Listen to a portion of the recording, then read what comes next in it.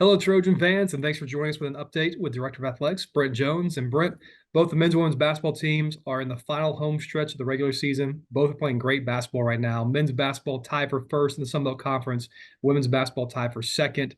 How great is it having both of these teams playing at such a high level and chasing after championships right now?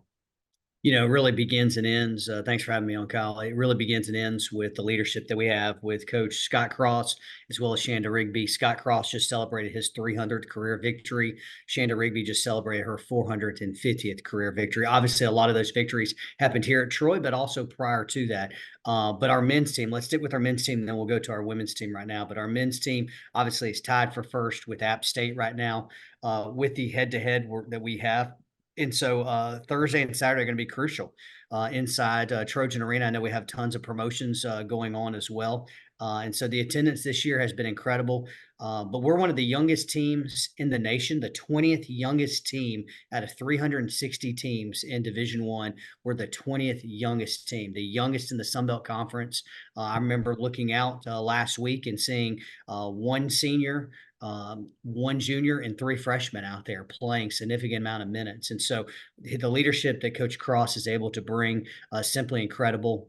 Obviously on the precipice of winning three straight 20-win seasons. Obviously don't want to get too far ahead of ourselves, but one thing that I have noticed this year is we play amazing at home, and there's a reason for that. Trojan Nation continues to step up time and time again, and so really proud of what we've been able to do. On the women's side, Coach Rigby, all she does is win.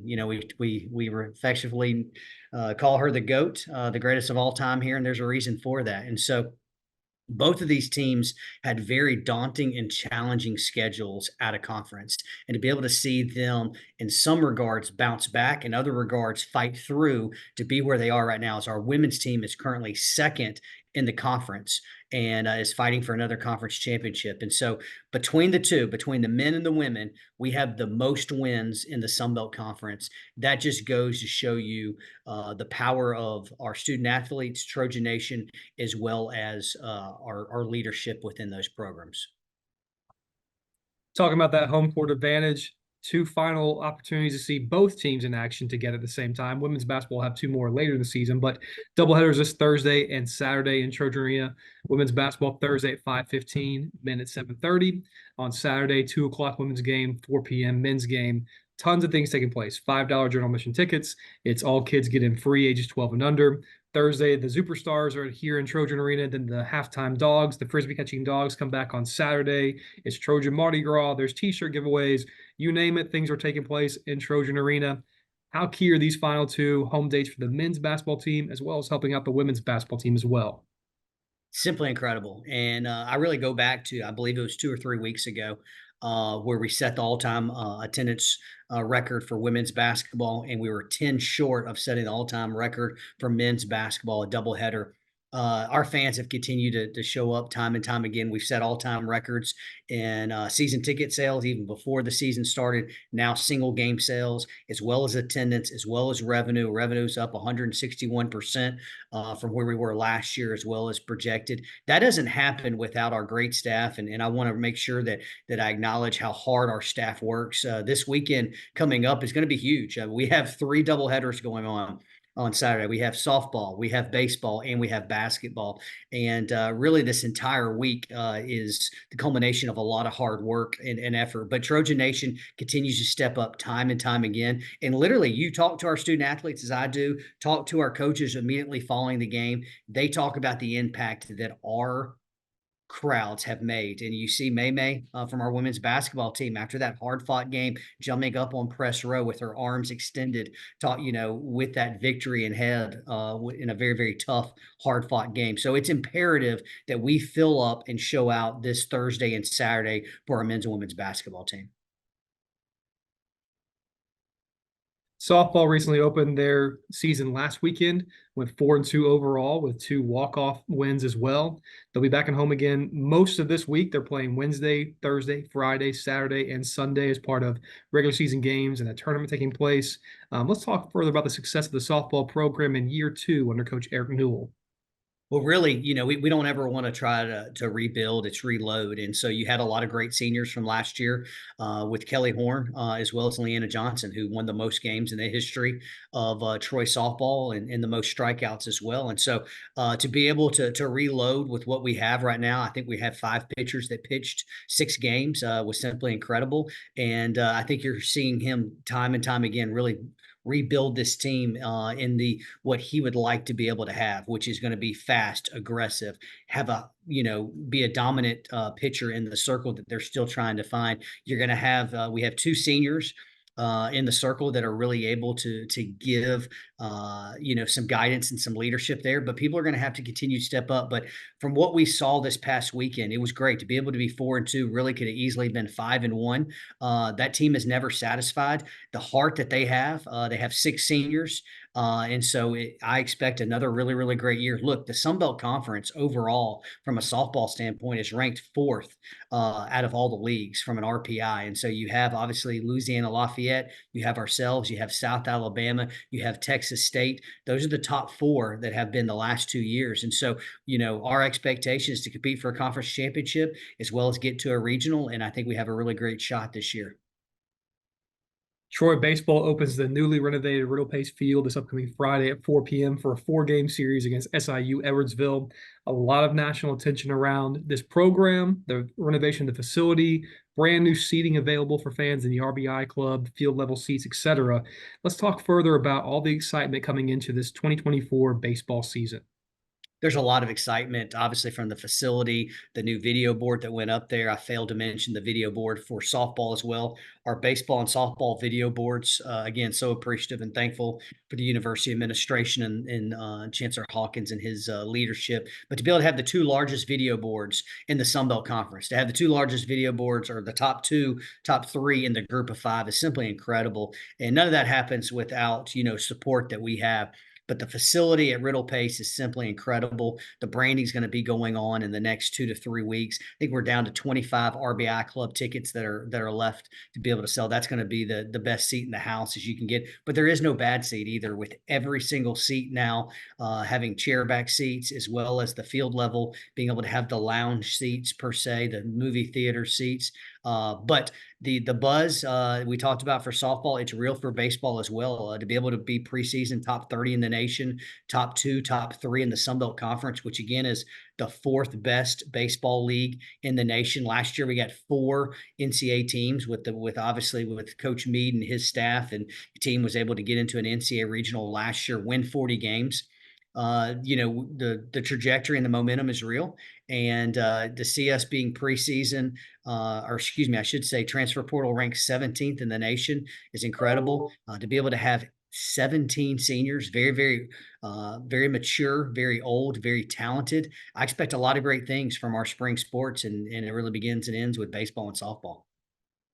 And those baseball season tickets can be purchased online at troytrojans.com/tickets. They can also be purchased at Riddle Pace Field this upcoming weekend for opening weekend as well, too. Another programs, I should say, plural, men's and women's tennis are both underway with their spring seasons. Men's tennis is off to a great 7-1 start. Women's tennis is a perfect 4-0. Let's talk about those great starts for men's and women's tennis under Rolando Vargas and Coach Rabia El Sisi. In both of them, Rolanda and Raya are both alums that played here. They have sweat equity. They know what it takes to be a Trojan. Last year, coming off historic years for women's tennis, the most wins in, I believe, 11 or 12 years. And obviously for men's tennis to win almost 20 games, back-to-back years, 20 matches, I should say, is simply incredible. There's no letdown there. And so you really look at the trajectory of these programs. You look at the facility that we've been able to put out there as well. It's incredible. And so our expectation is to be able to compete for championships. And Rolando and Raya, they know what to do. They know how to do it. They've been in the thick of things. And our women's side obviously is perfect, and our men are 7-1 and easily could be 8-0 right now. The T-Day spring game presented by the Vance Law Firm, is officially set for Saturday, April 27th, right here at Veterans Memorial Stadium. Looking forward to the first chance for fans to see the Coach Jared Parker and the program that is being guided by him for football. He and his staff also brought in a great recruiting class here recently with over 25 players coming in to be new Trojans this upcoming year. Let's talk a little bit further about the expectations and excitement coming up for spring football. More details to come about T-Day soon, but also to that recruiting class that Coach Parker and his staff have put together. It's really two different recruiting class, right? And so you have the early class, which was the signees, and we had 15 of those, which was ranked as the top 4 in the conference. And then you have the overall signees, which you have the late signees as well. And a lot of those are some of the junior colleges and transfer portals. And so we feel really good about filling those holes. I also think you're going to see him probably backfill a few more as we go in, as there's another transfer portal open window that comes up, as well as you have some more junior colleges and some others aspect. But he's very excited about it. And look, we lost 25 seniors, and of those 25 seniors, I believe 17 of them participate in significant minutes. And so you look at them, 2 right now are going to the NFL Combine with Solomon as well as Kermani Vidal, which is simply incredible. And you have one of the greatest quarterbacks, obviously, from minutes and stats and winning percentage as you have with Gunnar Watson. And so we have a lot to replace, but at the same time, our expectation here is to win conference championships, to compete for championships, to go to bowl games. And Coach Parker is not running from that. He's excited about that. I think he's put together a very mature, but also extremely energetic and dynamic recruiting. And so you look at the defensive side of the ball, every single defensive coach has been a defensive coordinator within the last 4 or 5 years. Every single one has been able to call plays before. That's incredible. To be on the offensive side, to be able to have 2 offensive coordinators that have called the plays before, with Sean Reagan coming back to Troy, spending 10 years here under Larry Blakeney, as well as Neil Brown. And then obviously, we have the former ODU offensive coordinator as well. And then you have from an offensive line standpoint with Caleb Carbine, which is simply incredible from what he's been able to do. Obviously, going to North Alabama, West Virginia, Notre Dame as well. I feel really, really good about that. And then obviously from a running backs perspective, we also have the former co-offensive coordinator from Duke. So you just look at the experience, you look at the ability to be able to have people who have recruited inside the state, outside the state. They've been hitting the ground hard. They had a lot to make up on, obviously, as we were the last head coaching hire that happened because of the opportunity, the way that it fell. And so they made up a significant amount of ground. And so Coach Parker spent 40 days on the road. He really did, and hadn't seen his family much at all. And so I know he's excited to be able to have that. He's excited to be able to put the bow on the recruiting class, and then also to really focus on the spring and then heading into the summer and the fall. And Coach Parker and his staff are going to be in Trojan Arena this Saturday as well, too. We talked about the big basketball games taking place. They're coming out as well, too, to support, so fans will get a chance to mix and mingle with them at those games this upcoming Saturday. Another key piece for football is the Football Excellence Fund. Going into our 3rd year now of this fund and how that supports Troy University football. Each year, our fans have stepped up and surpassed the overall goals. Let's talk further about how fans can get involved with the Football Excellence Fund. First off, these funds are so critical right now. They go directly to the football program at the discretion of the head coach as well. And these go directly to our student athletes to be able to help them and assist them. So nutrition's the number one thing, recruiting as well, technology, and then travel. So those are the 4 things that really make a difference. And so when you think about the student athlete experience, how can we continue to elevate them? And so we've already been able to purchase additional nutritional items. We've also been able to purchase additional weight room items as well. Then you think about recruiting the last 40 days for our coaches to be out going across the country, whether it be California, Texas, Alabama, Florida, Georgia, to be able to go out there to meet, mingle, and be able to have those relationships. That also is a financial cost. And so to be able to offset those items as well. So it's very critical. You can obviously go online, troytrojans.com/football excellence to be able to join. Again, that money goes directly to our football program and has allowed us, been part of one of the reasons why we've been able to win back-to-back Sunbelt Conference championships. And again, fans can go online to troytrojans.com/FB Fund to help support the Football Excellence Fund. Several items are coming up on the horizon here for us too. Football season tickets are about to be launched. Have the Trojan Tours being finalized for those dates to get back out and see Trojan Nation. And then also the basketball tournaments taking place in Sunbelt for the Sunbelt Conference, that is, down in Pensacola. Great opportunities to get out and see the fans. whether it be on the road with Trojan Tours, coming down to Pensacola. Those tickets are available through troytrojans.com/tickets. Talk a little bit further about these things coming up and how fans can be a part of these items soon as well.